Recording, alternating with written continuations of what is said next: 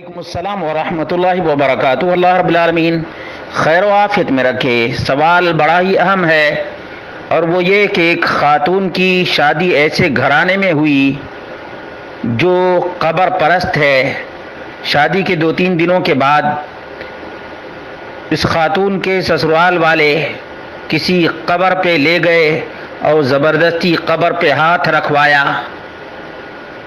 تو اب اس خاتون کو کیا کرنا چاہیے؟ اس کا جواب یہ ہے کہ سب سے پہلے خاتون کے والدین کو سوچنا چاہیے کہ وہ قبر پرست اور مردہ فروش کے گھرانے میں رشتہ دے رہے ہیں اپنی بچی کا، یا کسی توحید والے گھرانے کو رشتہ دے رہے ہیں۔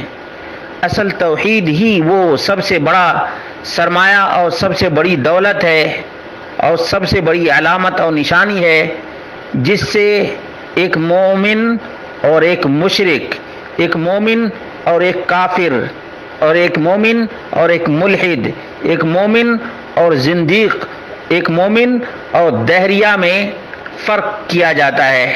توحید نہیں تو بہائم اور چوپائے ہیں۔ اس لیے ایسے لوگوں کو اللہ رب العالمین سے ڈرنا چاہیے۔ جہاں تک اس خاتون کی بات ہے تو اللہ رب العالمین نے اکراہ، زبردستی کو معاف کر دیا ہے۔ اللہ کے رسول صلی اللہ علیہ وسلم نے فرمایا، ان اللہ تجاوز عن امتی الخطأ والنسیان وما استکرہوا علیہ۔ جس پر اکراہ کیا گیا ہے اس کو بھی اللہ رب العالمین نے معاف کر دیا ہے۔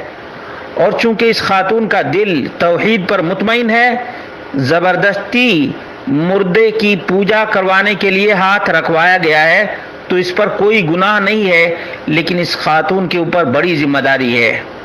اللہ رب العالمین نے فرمایا، من کفر باللہ من بعد ایمانہ الا من اکرہ وقلبہ مطمئن بالایمان۔ یہ اکراہ کی صورت ہے۔ خاتون کا دل توحید پر مطمئن ہے تو اس پر کوئی گناہ نہیں ہے، البتہ اس خاتون کو اپنی ذمہ داری ادا کرتے رہنا چاہیے کہ اللہ رب العالمین کی طرف ان لوگوں کو بلائیں، اللہ رب العالمین ہی سے لو لگائیں۔ نماز میں اللہ اکبر سے شروع کرتے ہیں، اسی طرح سے مومن کا ہر کام بسم اللہ سے شروع ہوتا ہے۔